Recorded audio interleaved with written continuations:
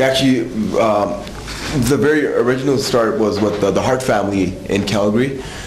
So started with the Harts in the Dungeon, and then from there picked up as many training camps we could, possibly with Harley Race, Rip Rogers, and those were you can't sometimes learn just taking body slams and arm drags. You have to learn it from the top guys, and Rip Rogers, Harley Race, especially Harley, former world champion, was able to teach us a lot of ring psychology. A lot of what we did was, I remember Edge released a book in 2004, and I was in grade 11 at that time, and being a Canadian, I was like, okay, if I'm going to emulate anybody's career, it should be his, because he was a Canadian independent wrestler. So I literally wrote down every tour that he did in Canada, and then when me and my brother started wrestling, we emulated that. So one of the big ones was the Tony Condello Hell Tours, and we've talked about this before. It's this, you drive on frozen lakes, and you try to go up to these remote regions in Canada, and the only way you can get there is during the winter time when the lakes freeze over, and you have to pack your food for 2 weeks, and it's just brutal conditions. They call it the Hell Tour. Yeah. It's called that for a reason, because it's absolutely hell. And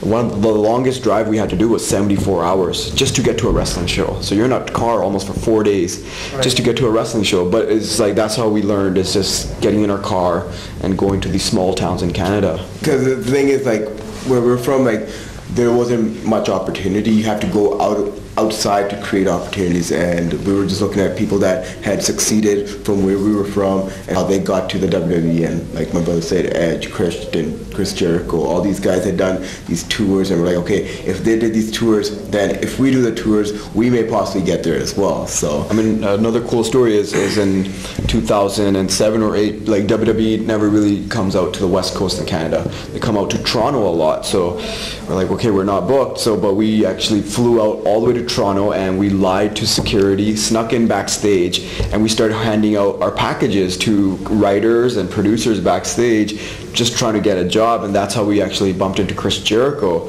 and he just thought it was the greatest thing ever, that these two Canadian kids are trying to make it in WWE. And he gave us his contact information. He stayed in touch with us, watched our matches over the years, and we just did his podcast recently, and we were talking about this, how it all comes full circle. So it's pretty cool.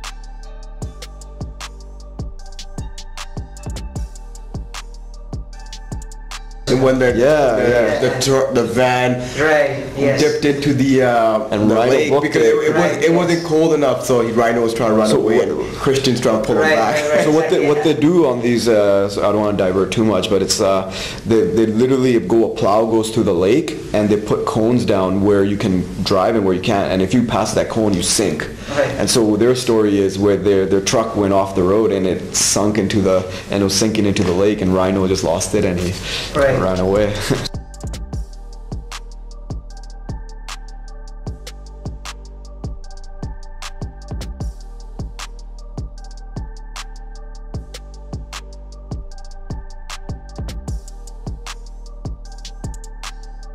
I think they had a little bit of a different career path than us. They actually broke out into the United States a lot earlier than us. We kind of mostly predominantly stayed in Canada, and my brother went to Japan. I wrestled in England, but Canada was where we kind of had our bread and butter, and that's where we kind of got noticed. And we were lucky to do some work in India before we got here, and that was cool, put us on the map, and then, doing stuff in Japan. So yeah, no, definitely a different career path for everybody. But then we all end up at the same place, right? So, yeah.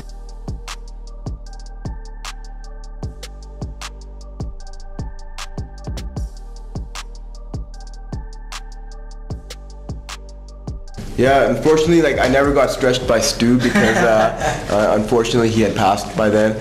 So I got a hands-on training with Ross Hart and Bruce Hart. There was no Brett, unfortunately, either. But at the time I moved down, they were just moving out of the house because the house had been sold. So I was able to. I'm just blessed enough to be on the same canvas as guys like Jake Roberts, Bret Hart, Dynamite Kid, all these amazing British Bulldog, everybody that has been on that mat. So Star Billy Graham, the who's who have been down in that dungeon. So just to be down there was a blessing, for sure. It's cool to have the Sira Singh name attached, at least, to that.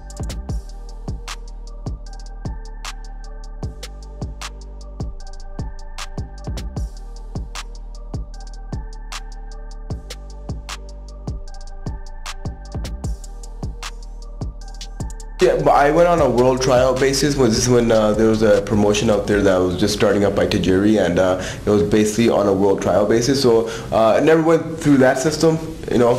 But I mean, just to be in Japan, to be able to wrestle, you know, one of the top guys of all time from Japan, Akira Nogami, that was pretty cool, you know, having that spotlight with him. But speaking of respect, I mean, that comes even into WWE, and, you know, you're in the locker room, and, you know, you need to get the respect of the guys like the Usos and guys, you know, locker room leaders in the WWE. So it's transitional no matter where you go in the world. You can't just show up anywhere and expect anything to be handed to you. And you start from the bottom no matter where you go. You know, you can be the top guy on the indie, but once you leave the indies for another, you know, promotion, you gotta start from the bottom up, right? So like my brother was saying, you know, having building that trust, building that respect factor, and getting the respect and having that means a lot. SmackDown locker room, it's been awesome. Yeah.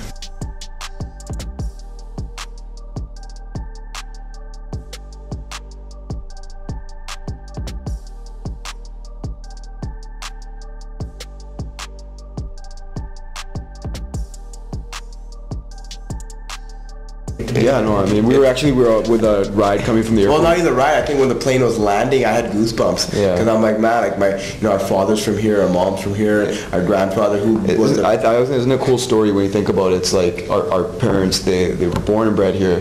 They left here, moved to Canada, raised a family, and their sons now kind of come back here and are working here, and it's a pretty cool. Yeah, I know our parents are very excited for us to be here right now, because like my brother's saying, like, you know, as kids coming here many times, you know, like our Baji who from Punjab, like, you know, that was his dream to see us in the WWE. Like, he didn't know what WWE was, but he was always like, hey, when are you guys gonna make it there? When are you guys gonna make it? Yeah. Not knowing there's a lot of struggle that happens to get here. So for like 10 years we told him, don't worry, we're gonna get here, right? So just before CWC, right after CWC, unfortunately he passed away, but he was able to know that he knew that we got signed. We competed in the CWC. He was able to know that we got signed to the WWE, and that time we were just starting out in the 205 Live and the NXT. So unfortunately he's not here to know that we're in his country right now, but I'm sure he's smiling down.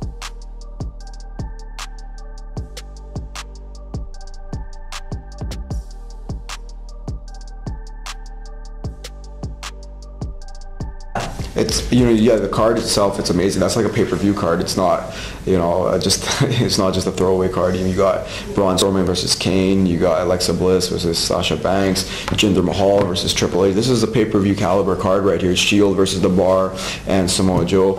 I think that goes to show how big India is for WWE, and I know that for years WWE has been trying to get here. They came out here in the 90s and once in the 2000s, but I think now it's okay.